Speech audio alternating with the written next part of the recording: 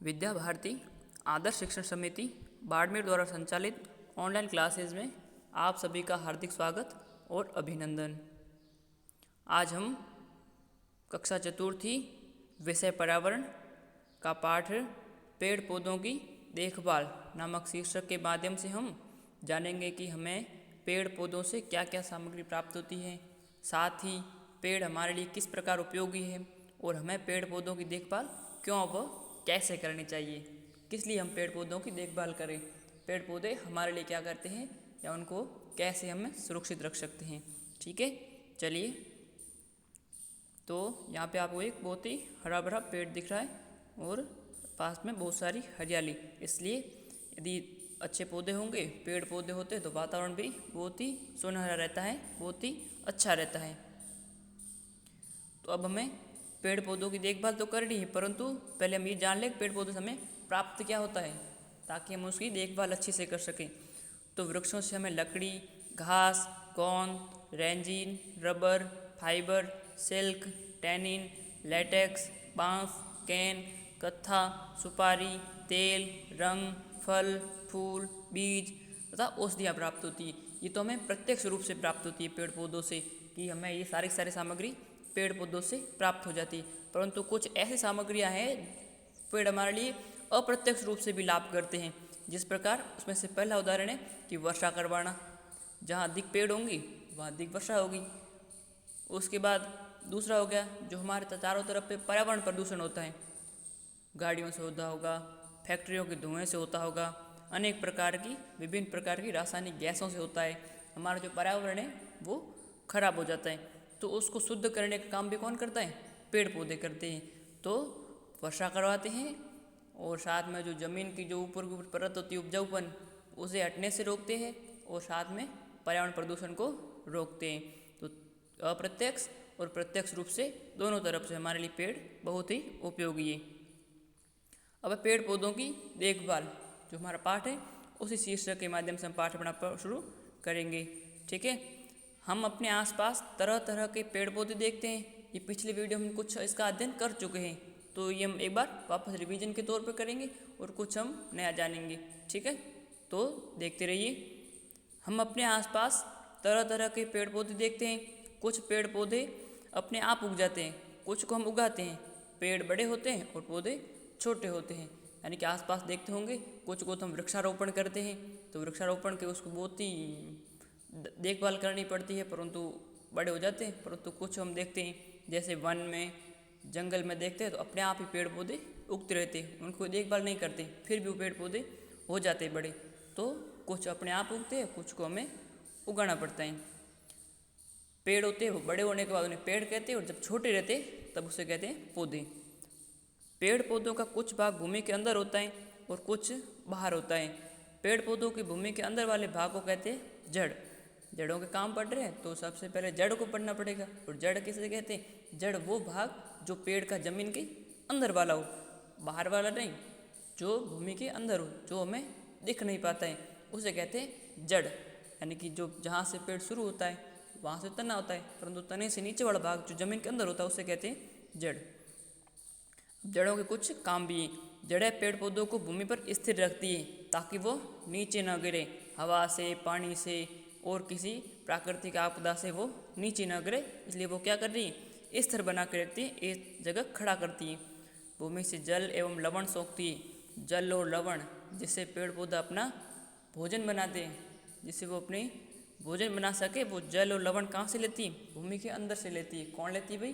तो वो जड़ें लेती है, जिससे पौधे को भोजन बनाने में सहायता मिलती है। अब एक प्रयोग करना है। ठीक है, एक कटोरी लीजिए, इसमें 2 चम्मच पानी डालिए। अब एक चौक को इसमें सावधानी से खड़ा कीजिए, थोड़ी देर देखते रहिए। आपको क्या दिखता है? जिस प्रकार चौक पानी को सोख रही है, कुछ इस प्रकार ही जड़ें भी जड़ें जमीन से पानी व पोषक तत्व खींचता है, जिनसे पौधे अपना भोजन बनाते हैं। वो चौक क्या करता है? पूरा का पूरा जो पानी होता है वो अपनी तरफ खींचता है और पूरा का पूरा चौक भीग जाता है। तो उसी तरह जो जड़ें होती है वो ज़मीन के अंदर फैली रहती है, और ताकि वो चारों तरफ से जितना पानी होता है वो सोख कर पेड़ को उपलब्ध करवाती है। ठीक है, तो अब हम यहाँ पे दो पेड़ के बारे में पढ़ेंगे और उनसे हमारा बहुत ही घनिष्ठ रिश्ता भी है। देखिए सबसे पहले एक चित्र दिख रहा है आपको यहाँ पे खेजड़ी का, और दूसरा यहाँ पे चित्र दिख रहा है, ये जो बच्चे खेल रहे हैं ये है बरगद का। ठीक है, तो सबसे पहले खेजड़ी का देखिए। खेजड़ी हमारा राज्य वृक्ष है। इसकी जड़ें काफ़ी गहराई तक पाई जाती है और ताकि पानी ढूंढ कर सोख ले सके। अर्थात जो खेजड़ी होती है वो राजस्थान के पश्चिमी भाग के अंदर होती है, जहाँ पानी की अत्यधिक किल्लत रहती है, बहुत ही कम पानी उपलब्ध होता है। ज़मीन के ऊपर जितना पानी होता है वो जल्दी सोख लिया जाता है भूमि द्वारा। तो वो जो खेजड़ी की जड़ें होती है बहुत ही गहराई के अंदर पाई जाती है ताकि वो पानी आराम से ढूंढ सके। और खेजड़ी हमारा राज्य वृक्ष है, न कि राष्ट्रीय वृक्ष। तो याद रखना है हमारा राज्य वृक्ष कौन है, हमारा राज्य वृक्ष का नाम खेजड़ी है।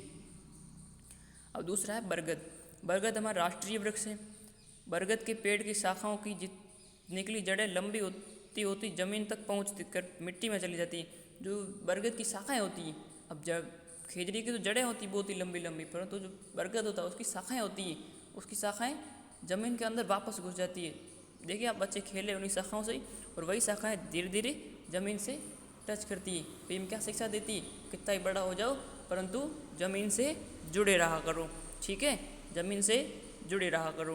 पेड़ बरगद की बहुत ही बड़ी लंबी उम्र होती है, परंतु वो हमेशा ज़मीन से स्पर्श रहता है अपनी शाखाओं के माध्यम से। तो वो हमें भी यही सिखाता है कि हमेशा आप ज़मीन से जुड़े रहा करो। ठीक है, यहाँ पे देखिए खेजड़ी के लिए कुछ बलिदान है, उनके बारे में कुछ पढ़ेंगे। खेजड़ी बलिदान आज वनों के लिए आदर्श है। खेजड़ी बलिदान हुआ था अमृता देवी के नेतृत्व में। देखिए उनके बारे में पढ़ेंगे। खेजड़ी वृक्ष आज भी बलिदान की याद दिलाता है एवं प्रेरणा प्रदान करते हैं। खेजड़ी को राजस्थान का सागवान, राजस्थान का गौरव, थार का कल्प वृक्ष माना जाता है। इसका वैज्ञानिक नाम प्रोसोपिस सिनेरिया है। ठीक है, प्रोसोपिस सिनेरेरिया है। 1983 में खेजड़ी को राज्य वृक्ष का दर्जा दिया गया है। तो राजस्थान का राज्य वृक्ष का दर्जा खेजड़ी को कब दिया है, तो 1983 में। और एक खेजड़ी बलिदान ये होता अमृता देवी बिश्नोई के नेतृत्व में। वहाँ पे कुछ राजा के सैनिक आए थे खेजड़ी वृक्ष को काटने के लिए, परंतु अमृता देवी ने उन्हें मना कर दिया कि खेजड़ी वृक्ष काटने नहीं देंगे, चाहे उसके लिए हमें अपना बलिदान ही क्यों न देना पड़े। तो जो राजा के सैनिक थे उन्होंने क्या किया, खेजड़ी के साथ साथ में उन अमृता देवी के साथ में सभी गाँव वालों को भी काटना शुरू कर दिया। इस तरह वहाँ पे लगभग 363 लोगों ने वहाँ पे बलिदान दिया था उन वृक्षों को बचाने के लिए। और कहते भी हैं कि शीश दिया परंतु रूख नहीं देते हैं, रूखा नहीं वृक्ष, शीश देकर भी पेड़ों की जान बचाते वो। ठीक है, चलिए आगे। तो यहाँ पे ये आपको बरगद का चित्र दिख रहा है, शाखाएं बहुत ही लंबी लंबी है, वो ज़मीन से स्पर्श कर रही है। अब है रेगिस्तानी पौधे। अब रेगिस्तान जो हमारा जो पश्चिम राजस्थान है, इसके अंदर कौन कौन से पौधे पाए जाते, देखिए कैक्टस, नागफणी आदि की जड़ें बारिश की थोड़े से पानी को भी पूरी तरह सोख लेती है, क्योंकि इनकी लंबी जड़ें नहीं होती, बहुत छोटी छोटी होती, थोड़ा बहुत ही पानी आता है उसको जल्दी से सोख लेती है। आपके आसपास कहीं घास या दूब लग रही हो तो उसे जड़ सहित उखाड़ने की कोशिश कीजिए। क्या घास आसानी से निकल आई? अब आप समझ गए होंगे कि जड़ पौधे को ज़मीन से बांधे रखने में मदद करती है। ध्यान रखें, उखाड़ी गई घास को फिर से ज़मीन में लगा दीजिए। यहाँ पे आपको घास उखाड़नी है, जो दूब होती है उसको उखाड़नी, क्योंकि वो उखाड़ने के बाद वापस उग जाती है। देखिए उनकी जड़ें छोटी होती है और पेड़ों की जड़ें लंबी होती है। ठीक है, इसी तरह अपने आसपास किसी सूखे हुए पौधे को जड़ सहित उखाड़ कर उसकी जड़ों को देखिए। अपनी कॉपी में जड़ का चित्र बनाने की कोशिश कीजिए। आपको क्या लगता है ये पौधा क्यों सूख गया? हमें अनावश्यक रूप से पेड़ पौधों को नुकसान नहीं पहुंचाना चाहिए। एक पौधा है उखाड़ना है, कैसा पौधा? सूखा पौधा उखाड़ना है, न कि हरा भरा पौधा। सूखा जो पूरी तरह से नष्ट हो गया है उसको उखाड़ना है। वो आपको कहीं गमले में मिल सकता है, कहीं अन्य स्थान पर मिल सकता है। उसको उखाड़ के देखिए, चेक कीजिए, और फिर उसकी जो जड़ें होती हैं उसका हमें चित्र बनाना है। जिसका? उनकी जड़ों का। ऊपर देखिए 6.3 के अंदर पौधे की जड़ों के चित्र दिया गया है, और एक इधर 6.4 के अंदर एक सूखा पौधा दिया है। तो ऐसा पौधा लीजिए, हरा भरा पौधा नहीं लेना है। और हमें उनको जड़ों का चित्र बनाना और देखना है कि इन पौधों को सूख क्यों गए। अनावश्यक रूप से हमें पेड़ पौधों को नुकसान नहीं पहुंचाना चाहिए। और जो हरा भरा पौधा है उसकी जड़ों का चित्र बनाने के लिए कभी उसे उखाड़ना भी नहीं चाहिए। ठीक है, चलिए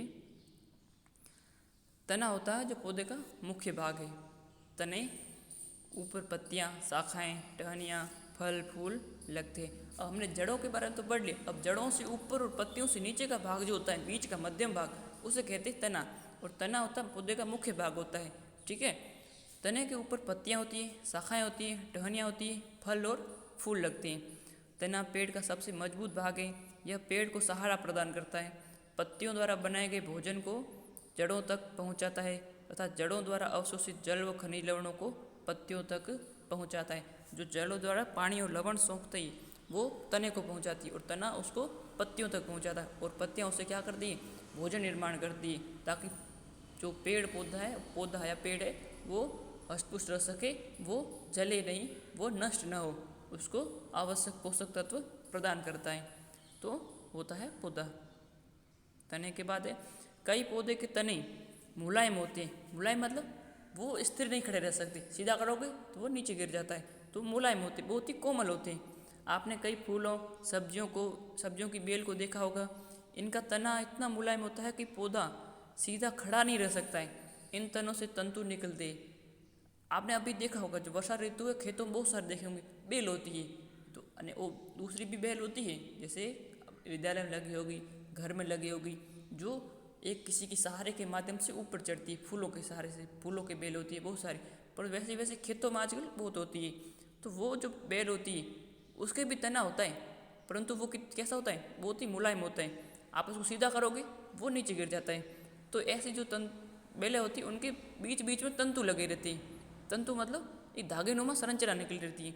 वो क्या करती है, तंतु ठोस चीज़ों जैसे बिजली का खंभा, दीवार, लकड़ी या डाली पर लिपट जाते हैं। जिस प्रकार सांप लिपटता है, उसी तरह वो क्या करती है, किसी ठोस वस्तु के ऊपर लिपट जाती है और उसको मजबूती से पकड़ लेती है, और इससे तने को सहारा मिलता है। और वो लिपटती ऊपर चढ़ जाती है जहाँ वो ठोस वस्तु होती है। ये देखिए यहाँ पे इन दोनों बेलों को देख सकते हैं, लकड़ी के सहारे चढ़ती बेल है।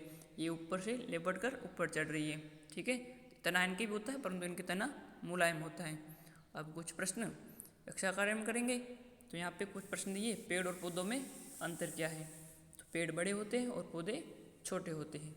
जड़ किसे कहते हैं, तो हमने अभी पढ़ा है, जो पेड़ होता है उसके पौधे या पेड़ पौधे के जो जमीन के अंदर वाला भाग होता है उसे क्या कहते हैं, जड़।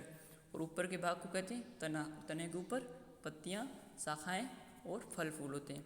हमारा राज्य वृक्ष का नाम क्या है, तो हमारा राज्य वृक्ष का नाम है खेजड़ी। हमारा राष्ट्रीय वृक्ष का नाम क्या है, तो हमारा राष्ट्रीय वृक्ष का नाम है बरगद का पेड़। कोई दो रेगिस्तानी पेड़ पौधों के नाम लिखने। तो रेगिस्तान होते इधर पाए जाते हैं। आप किताब से ढूंढ के लिख सकते हो, किताब आया है, एक आया है कैक्टस और नागफनी। और भी आपको आते हैं, जैसे हमारा राज्य वृक्ष खेजड़ी, वो भी इधर ही है, राजस्थानी रेगिस्तान का है। और भी लिख सकते हो, बबूल पाया जाता है, नीम पाया जाता है। आप कोई भी दो पेड़ों के नाम लिख सकते हो। गृह कार्य में करनी है, तो गृह कार्य आप करेंगे, पेड़ पौधों से होने वाले कोई 10 लाभ लिखने। अब आप लाभ पहले हमने जो पाठ की शुरुआत में पढ़ रहे थे वो लाभ लिख सकते हो, परंतु यदि आपको आते हैं तो और भी लिख सकते हो। जैसे प्रत्यक्ष लाभ हो सकते हैं, अप्रत्यक्ष लाभ से आपको कोई भी लिख सकते हो। जैसे हमें लकड़ी प्राप्त होती, ये हमारा प्रत्यक्ष लाभ है। ये हमारा वर्षा करवाती, तो ये हो गई अप्रत्यक्ष लाभ हो गई। जो पेड़ पौधे होते हैं वो हमें फल फूल सब्जियाँ देते हैं, ये हो गए प्रत्यक्ष लाभ हो गए। तो जो पेड़ पौधे होते हैं वो पर्यावरण प्रदूषण को दूर करते हैं, तो ये हो गए अप्रत्यक्ष लाभ। यानी कि अप्रत्यक्ष मतलब जिसको हम देख नहीं सकते परंतु हमारा लाभ करता है। तो आप प्रत्यक्ष या अप्रत्यक्ष रूप से 10 लाभ लिखेंगे। अपने आसपास पाए जाने वाले कोई 10 पेड़ पौधों के नाम लिखने हैं आपको। ठीक है, आसपास 10 पेड़ पौधों के नाम लिखने।